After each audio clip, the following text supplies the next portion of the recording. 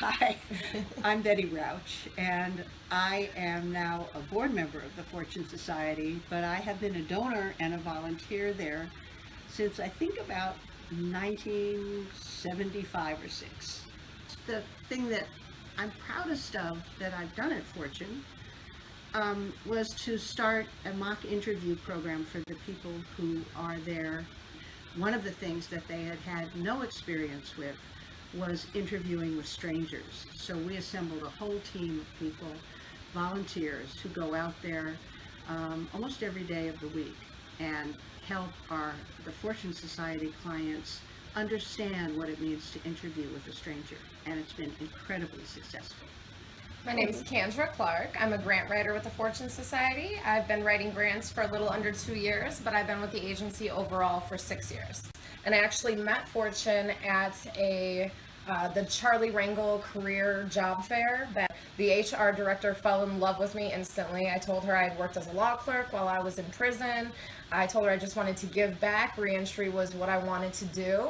And I told her, put me in any position you want, and I promise you I'll work my way up. And she called me 3 days later for an interview, and then I started at the end of December in 2011. Right. And I think that's the one thing too about Fortune, like they are my support system. I've been on my own pretty much my whole life. I've never met my biological father. My mother's passed away.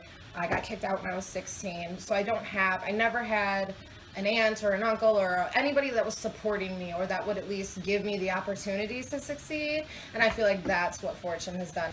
I'm Alexis Munoz, and I'm a client at Fortune Society for just about 7 months. Prior to me coming to Fortune, I took a guilty plea of a felony charge. But prior to all of that, I had a normal life. I was a private investigator for the state of New York. I was paying for myself to go to acting school, Barbizon. And I am also a single mother of 3 children, 18, 12, and 8 years old. I came from, I don't want to say a broken home, but my dad was in jail. My mother was a single mother. Life was very hard. I did go to Catholic school growing up, but I still remained a statistic. With that being said, as I got older, I kind of drifted from, going from having a career to hitting the streets. Just because I was a single mother and I needed to make ends meet. And I basically got caught up and I got charged with possession and intent to sell. And I was facing 9 years and 2 years probation. So so you took the plea, I right? took the plea, and with that being said, the only option that I had was Fortune Society. So they said if you take the plea, you can go to the Fortune Society. If I took the plea, I was able to go to Fortune Society as. And so you started there as a client?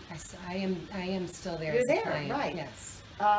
And what different services are you taking advantage of there? I'm taking actually all the services. I'm also taking anger management, and I'm also taking parenting skills, because in the midst of it, my children were taken from me. Oh. So that was the hardest thing. Wow. And how much longer do you have left in the program before you complete? April. I'll be over there April, God's willing.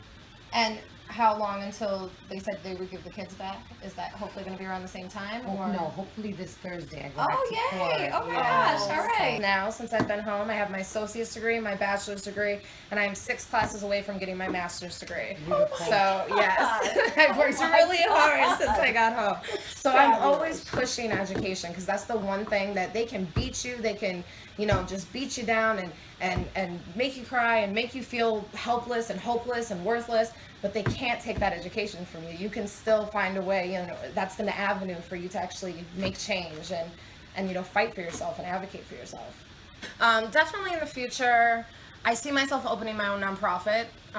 That's what I really want to do, my own alternative to incarceration program, specifically for youth. I'm also going to keep my private investigating job, but I'm also going to go through their employment services also prior to, in the next 6 months, hopefully. I'll be going through their employment services, and I'll see where it goes from there, but I would love to stay with Fortune Society. There is nothing in my life that has ever compared to the satisfaction of knowing that I can use all of my skill and scar tissue that I've gained in my years of working to give back to people who are just facing such unbelievable obstacles. And I know that it does make a difference because Fortune is incredibly good at keeping statistics about its various programs.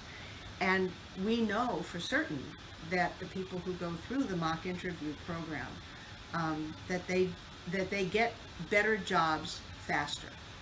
So the satisfaction of being able to make a difference in the life of somebody who has been literally through hell in this society is just unparalleled for me.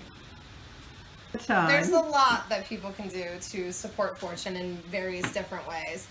With grant writing, we're always looking for partners, so we could partner to do a grant. We always need fundraising from individual donors. We always need volunteers for not even just the employment services program, but we have an education program, so we're always looking for tutors that really want to come in and help. Math and English. Yes, that help. So some of our clients that come in there, they got first and third and fifth grade reading levels and they're 18, so they need tutors desperately. Our food nutrition program, we always need volunteer gardeners. I mean, there's so many different ways that you could reach out to Fortune.